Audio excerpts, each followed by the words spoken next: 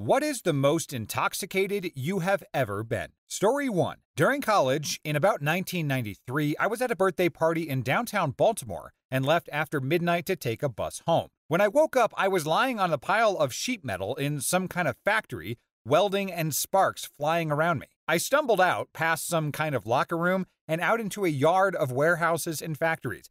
I made my way to a parking lot about half a mile away and then hitchhiked out of there with a guy finishing up his factory shift. He asked how I ended up there and I mumbled something about getting jumped by some guys and dumped there. He told me next time to punch one guy as hard as I could in the nose and the others would back off. He dropped me off at a bus stop and I looked around but couldn't see the Baltimore skyline, so I had no idea where I was. Was I even in Maryland? When the bus came, I got on, and the bus driver gave me directions. One bus transferred later, I was at the Inner Harbor, and another transfer got me home. It turns out I had somehow gotten to Sparrows Point, about 25 miles from Baltimore, but have no idea how it happened. Story 2. Alcoholic in recovery here. I have a great many memories, but I've chosen one where drugs and other illegal activities were not involved. There are so many times where I previously reached this same level of intoxication, but this one was by far the worst in terms of being in a blackout. This specific occasion accounted for the longest amount of time I had ever stayed in a blackout. I woke up in the dark and started screaming because I thought I was in the trunk of a car until my friend opened the bathroom door and flicked the lights on.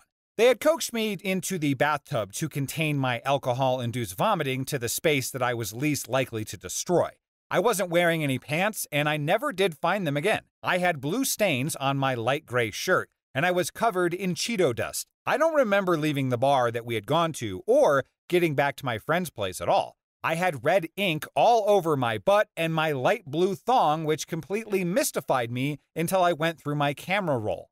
Someone had taken a video on my phone of me bent over the shooter bar and having a stripper sign my butt with a red marker. I had 2 broken toes, a chipped front tooth, and a really deep bite mark on my right nipple that had drawn blood. Still don't know who or what was involved in any of those things happening. Yeah, so from the mistaken car trunks to mysterious pants disappearance, and let's not forget the Cheeto dust ensemble, you truly had a night full of surprises. As for the red ink and the unexpected tattoo artist, it looks like your memory decided to take a spontaneous vacation, leaving with some entertaining evidence on your camera roll.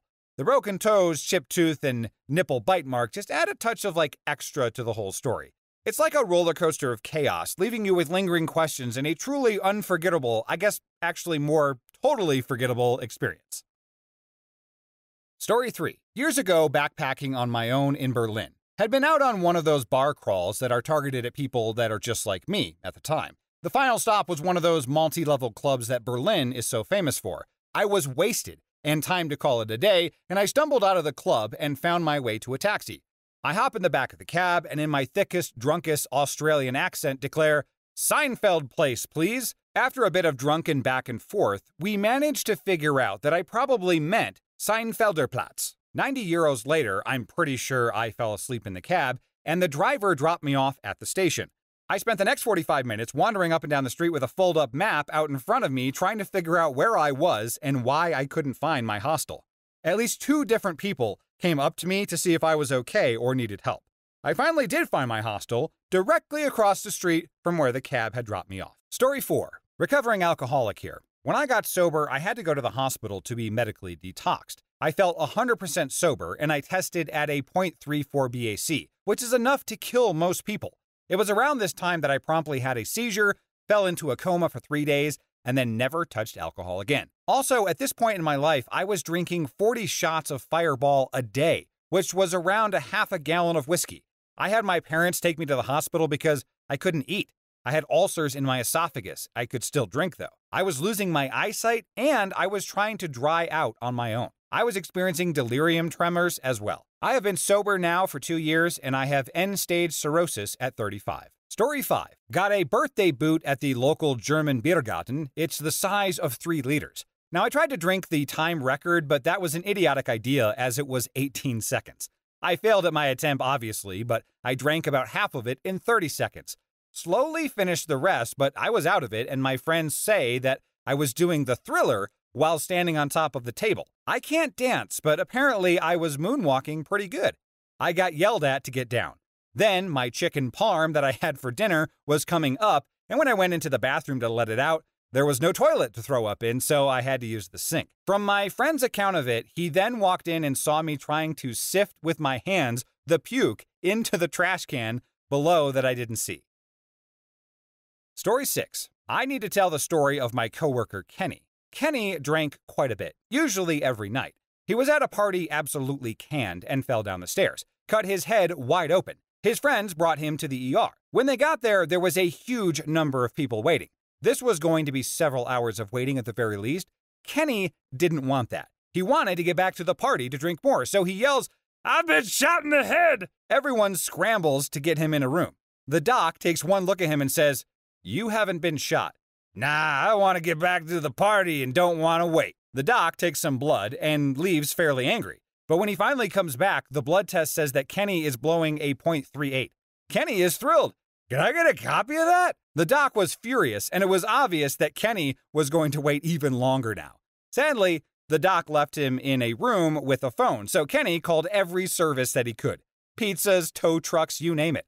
All of them showed up at the hospital asking for the doctor. The doctor had enough and just wanted Kenny out, so he came in with a shot of Novocaine and stuff to stitch him up. He picked up the syringe and said, "This is gonna sting a little." Kenny said, "That's no problem, doc, because this is gonna stink a little," and ripped a monster fart. The doc slammed the Novocaine back down and started sewing without it, making sure to yank the thread as hard as he could. Kenny was so drunk that he didn't even notice. You know, it's actually impressive that he managed to expedite his way through the waiting room with his gunshot wound tactic, and then I guess all his other tactics, because I can only imagine the chaos and confusion that ensued when all those unexpected deliveries started showing up. And the farting finale? Well, that's just one way to leave a lasting impression on the doctor. Kenny's ability to remain blissfully unaware of the situation, truly remarkable. It seems like Kenny's adventure provides endless entertainment, albeit at his own expense. So, cheers to Kenny, the master of unexpected hospital visits. Story 7. Went to a party with my girlfriend, now wife, and played a few drinking games. Flippy Cup, King's Cup, beer pong, but last but not least, no face, no chase. Now, no face, no chase sent me over the edge because I kept winning every single round and drank a good amount of 1800 tequila.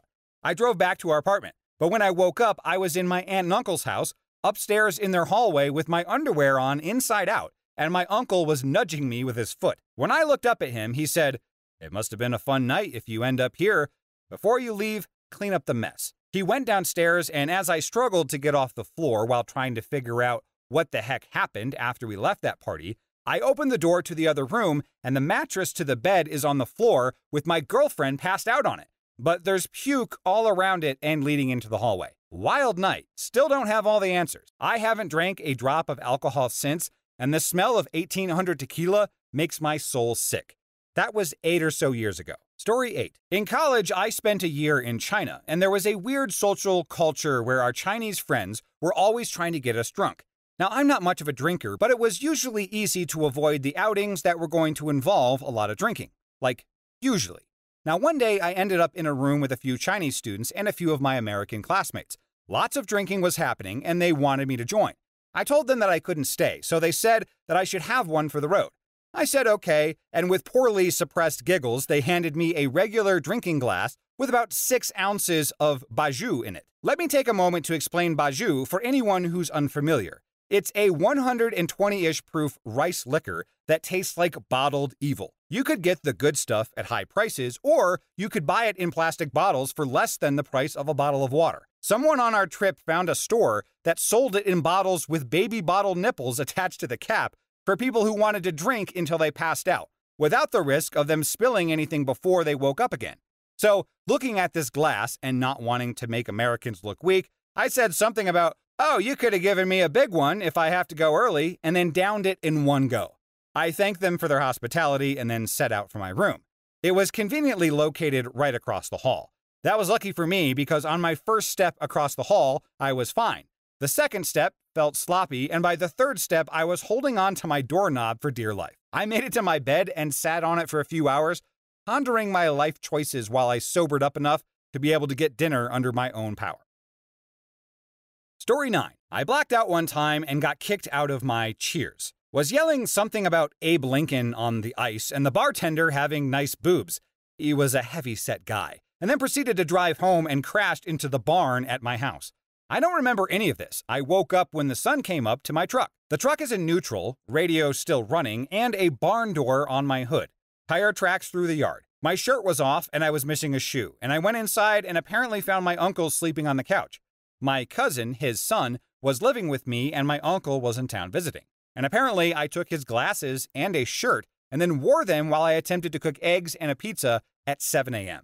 I still don't remember any of this. Came to around 5 p.m. and then couldn't find my weed. My uncle had hidden it in retaliation for wearing his glasses to bed, which he searched for over an hour. I walked my dog and then went back to the same bar where I was the night before, and my cousin worked as the other bartender. That's when he told me the story. Well, talk about waking up to a barnyard disaster. One blackout night led to yelling about Abe Lincoln, admiring a bartender's boobs, I'm sorry for that guy, and a joyride that ended up with a truck crashing into a barn. It really does sound like quite the night. Waking up shirtless, then missing a shoe, wearing uncle's glasses and shirt while attempting a culinary masterpiece?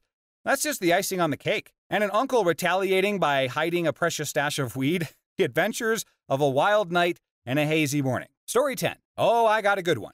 Was walking back to my dorm 4 days before I turned 21, and I got pulled over by the police as I was walking home. I don't remember much. A lot of this was relayed to me by friends. And I woke up the next morning, hands swollen like a softball, rolled over in my bed, holes all in my closet and wall. I had no idea I received an underage ticket and went to the hospital, needed reconstructive surgery on my hand. I then decided to go through my wallet and then found my underage ticket with my court date folded into the smallest square of all time. Found it the day before my court date. It was a bad time in my life. Story 11. Guess I've got two stories here. My friend and I decided that when we were 20, that we would decarboxylate some weed and mix it into an Everclear Hawaiian punch concoction for our friend's 21st birthday party. Now at the time, 5 of us were renting a house, and 10 of our closest friends were there for the party. It was the first time, only time, I had blacked out. I remember taking 1 shot of that concoction and not much else after that. Apparently, we started doing shots of expensive vodka in the back of a U-Haul that had been converted into a sauna. It was a Russian-themed party, don't ask why, and I devoured a cup of expensive caviar. I awoke to red vomit all over the bathroom, myself, and the floor of my room. And apparently, I had drank a lot of the Everclear concoction. My friends told me I lost my mind and jumped out of a 1.5-story window, another weird thing to explain, and then passed out into a bathtub. The next morning, my head was in an IHOP toilet. The hangover was so bad, I nearly went to the ER, but I had no way to pay, so a friend got me some medical-grade anti-nausea meds. I couldn't possibly consider anything more sacred than that first meal in 24 hours after that incident. I was vomiting so much that I truly thought I'd never eat again. Story 12. I remember, oddly enough, mixing PCP and LSD. And on my walk home, under the full effect of the two, the sidewalk began to ripple. Now, this would not have been so bad if I wasn't starting to float away due to the obvious lack of gravity. Thankfully, I was able to counteract this by removing my shoes, tying them together, and then draping them around my neck. I was then able to make it home, where I managed to sneak past my sleeping parents by crawling through the house on my hands and knees with my shoes around my neck while my dog licked my face. Story 13. A couple months ago, I was at a museum. It was almost empty, so I decided to get naked. And then I needed something from the reception. There was no one there, so I very ungracefully climbed over the desk, sat my bare ass down, and worked as a nude receptionist for a bit. I know this museum pretty well, so I think I did an okay job. The visitors weren't upset or anything, and I found a marker and had started drawing all over myself, so they thought it was part of the exhibition. This was at 11-ish on a weekday, by the way, and after about an hour, a guard came over and said I wasn't allowed to be naked there. Having already fulfilled my duties as nude receptionist, I got dressed and left. I've been sober for 2 weeks now, and I'm going to AA. Well, it sounds like this person took the concept of getting in touch with art to a whole new level. Like, who needs a traditional receptionist when you can have a naked one drawing on themselves? Talk about an interactive exhibit. But hey, they at least managed to provide some unexpected entertainment for the museum visitors. But just remember, next time you feel the urge to go nude in the public, maybe stick to like your own private art studio. Story 14. I was clubbing at 21, still trying to find my limit. Was eventually carried, and I'm a pretty small person, out by the bouncers of said club. They dumped me on the street. I befriended a homeless man. We went to the gas station together, and he told me that he was Ezekiel, like from the Bible. I gave him a $20 bill, and he bought me one blue Gatorade, a pack of cigs, and spent the rest on nothing but hot Cheetos. Tried to make me give him another $20, but I refused because he bought a lot of hot Cheetos, and I had a feeling that he'd buy more. Somehow woke up at a home with my car parallel parked on the street. I checked the videos on my phone. I had gotten into the habit of videoing when I got wasted, so I knew exactly what happened the night before. And some guy named Gary and his friend drove me in my car home, and then they walked the rest of the way back to Gary's girlfriend's house that happened to be near my place. Also, I vomited all over the side of my car. And all day the day after, too. Story 15. I went to a party with some friends at an apartment and started drinking pretty quickly. The night went from talking to the host about a card game that she was making, and then we were playing this Tekken-like game, and I was getting my ass beat. Losers had to take a shot. Well, I guess I lost a lot because the last thing that I remember, I was sitting in a chair with a slice of pizza in my hand, but I was holding it upside down, and then asking for a plate over and over. It was on my lap. I guess after that, I got carried out while apologizing fiercely to the host. And then I got back to my friend's house and kept screaming that I hated myself and I didn't deserve love and that I wanted to die. I woke up the next day on his living room floor with a killer hangover, but I think I also hit my head when I fell off the couch. They asked me if I would go to counseling after that, and I did. Didn't go for long though, but it at least started me on a path where I'm taking better care of myself now. I take meds to handle my depression, and I haven't touched a bottle or any drugs, besides the meds, in 2 years now. So yay me! Yeah, sometimes the wildest nights lead to the most meaningful changes. It's like a twisted version of The Hangover meets Eat, Pray, Love. Cheers to this person's journey of self-care and sobriety, because may your future parties involve fewer upside-down pizzas and more memorable conversations about card games. Keep rocking that positive momentum, and remember, you deserve all the love and pizza in the right side up world. In the comments, does anyone feel brave enough to share their embarrassing hungover or drunk story?